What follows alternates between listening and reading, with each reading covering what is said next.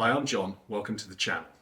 In this video, I'm going to take a look at the continuous autofocus performance of the original Olympus E-M1.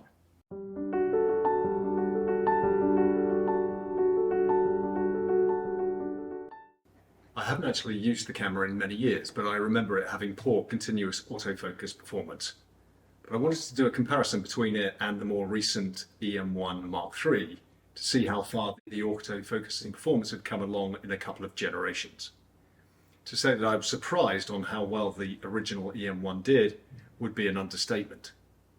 Back when it was released in 2013, it was one of the very first mirrorless cameras to feature on-sensor phase detect autofocus, which should have given significant benefits to shooting continuous motion. And this was certainly the case with legacy 4/3 lenses, but it was questionable how it performed for native micro 4/3 lenses. A number of reviews of the camera and my own experience showed that the continuous autofocus on native lenses was disappointingly not a big improvement over existing contrast detect only cameras. Gordon at Camera Labs concluded that with native micro 4/3 lenses, the E-M1 was not decisively better than the contrast detect only E-M5. Other reviews were more positive on the performance of the camera, but this wasn't consistent with my experience, and it performed consistently worse than my old Canon 7D, which was released back in 2009. This essentially soured me on the camera, as in my mind it was largely an E-M5 with improved ergonomics. So out of spite, I thought I'd show how bad the continuous autofocus was on the original E-M1.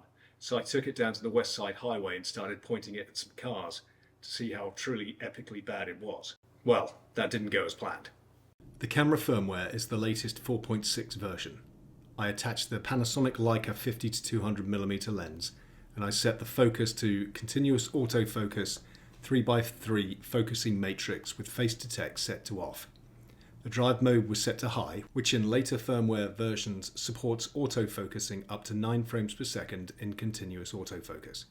I set the continuous autofocus lock to off, as I understand that this is the most responsive setting to continuous movement. For exposure, I set the shutter speed to 1/1600th of a second and aimed to shoot wide open at f4 at the long end of the zoom. Then I put the 3x3 AF target in the middle of the frame and set about placing it on some cars coming towards me. When I reviewed the sequence, I was amazed to see that most of the shots were in focus. Well, that screwed up my plan to show what a dog the camera was for moving subjects. So let's see how it handles smaller subjects like bicycles. Turns out it did that pretty well too. All these pictures are JPEG straight out of camera. A couple of sequences had lower counts of photos in focus, though some of these are where I struggled to keep the focusing grid on the subject. Definitely not the camera's fault. So I went back home confused and amazed at the performance of the camera and the lens. I thought maybe the fact that the lens was a newer design, being released in 2018, may have helped with the autofocus. So I threw on my trusty 75mm f1.8 to see if that would throw a wrench in the camera's performance. And then I went back down to the West Side Highway and started shooting some more cars and buses, and even a very nice Bentley. The results were the same. CAF performance was drastically improved over my first experiences with the camera way back in 2014 when I first got it.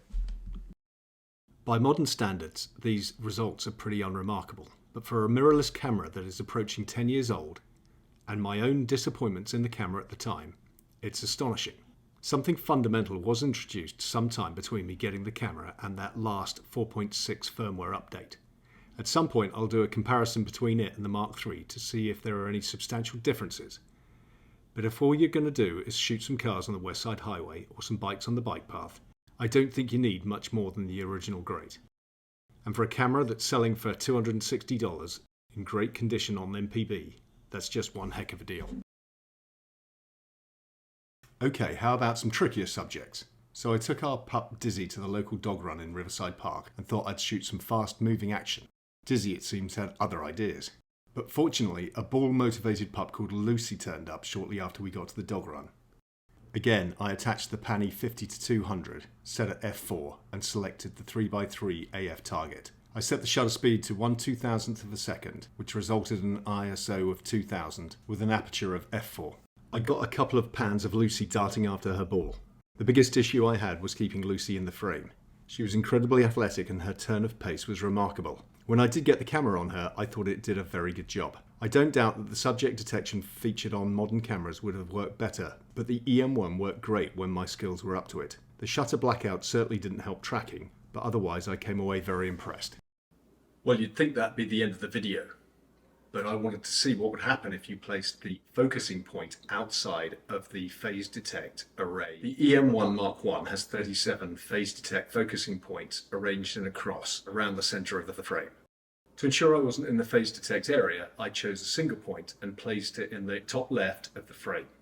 I got nothing in focus except for the background. It's not totally clear what the camera is doing, but safe to say, if you keep the focusing point within the phase detect area, you're going to get very usable results. And if you stray outside, you will end up with close to zero for any moving subjects.